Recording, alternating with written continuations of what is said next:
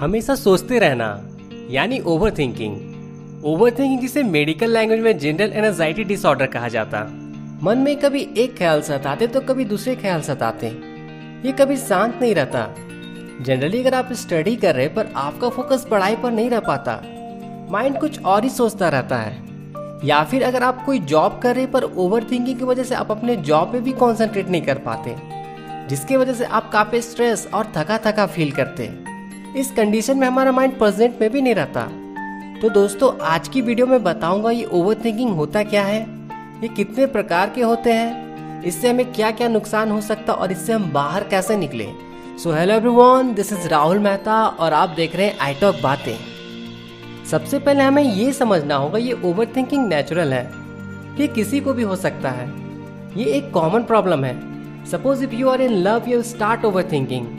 अगर कोई आपको परेशान कर रहा है तो आप ओवर थिंक करने लग जाते हैं। आप अगर किसी नई चीज को लेकर एक्साइटेड है तो आप ओवर थिंक करते हैं। बेसिकली इस तरह के प्रॉब्लम में नेगेटिव ख्याल ज्यादा आते हैं और जब तक सोच सोच कर आपका दिमाग थक न जाए ये चलता रहता है। हमारे दिमाग में बहुत सारे थॉट आते जाते रहते हैं, पर ओवर थिंकिंग जैसे सिचुएशन में एक पर्टिकुलर या किसी खास थॉट बहुत देर तक आता रहता है। इस सिचुएशन में जो ओवर थिंक कर रहा है वो अपने थॉट के एंड पॉइंट तक पहुंचना चाहता, पर फिर भी उसे कोई खास सॉल्यूशन नहीं मिल पाता। सोचना कोई प्रॉब्लम नहीं है, पर ओवर थिंकिंग ये प्रॉब्लम है, और अगर ज्यादा होने लगे तो ये स्ट्रेस या फिर डिप्रेशन का रूप ले लेता। ओवर थिंकिंग जैसी प्रॉब्लम ज्यादातर उन लोगों को देखने को मिलता है जो हमेशा से एक प्रोटेक्टिव जैसे माहौल पे रहे हैं, या फिर ऐसे लोग जो कभी प्रॉब्लम फेस नहीं किए हैं। अब बात करते हैं ये कितने तरह के होते हैं। बेसिकली ओवर थिंकिंग बहुत तरह के होते हैं। जैसे कोई ऐसा इंसिडेंट जो पास्ट में हो चुका हो, या फिर आपने पास्ट में कोई ऐसा मिस्टेक किया, वो इंसिडेंट आपके दिमाग में बार बार आता और उस इंसिडेंट के बारे में सोचने लग जाता। पास्ट के अलावा फ्यूचर को भी लेकर थॉट आते रहते हैं। अगर आप स्टूडेंट हैं तो पढ़ाई से रिलेटेड एक ही ख्याल बार बार सताता, मेरा सिलेबस अब तक कंप्लीट नहीं हुआ है, या फिर मैं ठीक से पढ़ाई नहीं कर पा रहा हूँ जिस वजह से मेरा एग्जाम ठीक से नहीं जाएगा।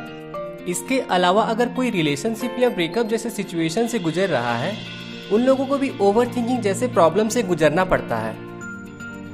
अब अगर मैं बात करूं ओवर थिंकिंग से होने वाले नुकसान के बारे में, तो ये बहुत तरह के होते हैं। जैसे सारा दिन सोचने की वजह से हमारा दिमाग बहुत टायर्ड फील करता है, जिस वजह से हमें सरदर्द जैसी समस्या हो सकती है। सरदर्द के अलावा नींद न आना ये बहुत से लोगों में देखा गया है। ओवर थिंकिंग जैसे प्रॉब्लम में कोई भी काम करने में बहुत जल्दी थकान फील होता है, और सबसे बिग प्रॉब्लम है हम अपने प्रेजेंट को भी ठीक से नहीं जी पाते हैं। तो चलिए अब मैं आपको इसके सॉल्यूशन के बारे में बताता हूँ। अगर आपको ओवर थिंकिंग से बाहर निकलना है तो पहले खुद को समझना होगा। आपको कंट्रोल एरिया पर ज्यादा फोकस करना होगा। मतलब जिन चीजों पर आपका कंट्रोल है आप उस पर फोकस करें, पर जिन चीजों को आप कंट्रोल नहीं कर सकते आप वहां पर अपना टाइम और एनर्जी वेस्ट ना करें। जैसे माइंड में कोई ऐसा थॉट जो बार बार आ रहा है उसे पड़े रहने ना दें। अगर आपके दिल में किसी के लिए नफरत या बुरा है तो जितना जल्दी हो सके उस नफरत को खत्म करें। या तो आप सामने वाले से बात करके अपने प्रॉब्लम को सॉल्व कर सकते हैं, या फिर आपको लगता है बात करके प्रॉब्लम सॉल्व नहीं हो सकता है तो आप एक डायरी ले और जो भी अच्छा या बुरा थॉट उस इंसान के प्रति आ रहा है आप उसे इस डायरी पर लिख दें। इससे आपको काफी रिलैक्स फील होगा। याद रखें, अगर आपके मन में किसी के लिए बुरा थॉट है या आप उसे नुकसान पहुंचाने की चाहत रखते हैं तो समझ जाइए आप खुश नहीं रह सकते। एक और मैं एग्जांपल देता हूँ। मान लेता हूँ आपकी किसी से लड़ाई हुई है, पर आपको अपनी गलतियों का एहसास होता है और फिर आप सामने वाले से माफी मांगते हैं या उसे कन्विंस करते हैं, पर सामने वाला आपसे एंड तक लड़ता ही रहे या नाराज रहे, तो ऐसी कंडीशन में आपको अपने माइंड को क्लियर करना है।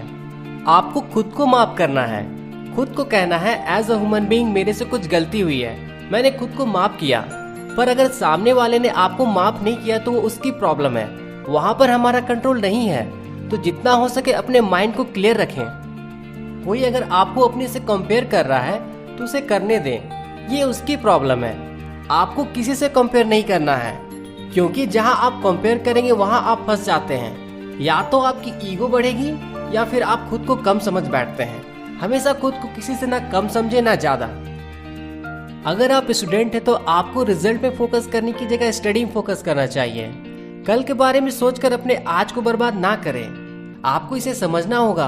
आपकी जो अंदर की दुनिया है वो क्लियर हो जाए, इसे ही खुशी कहते हैं। तो दोस्तों आपको ये वीडियो कैसी लगी कमेंट करके जरूर बताएं। तो फिर मैं मिलता हूँ आपसे अगले वीडियो में। Take care.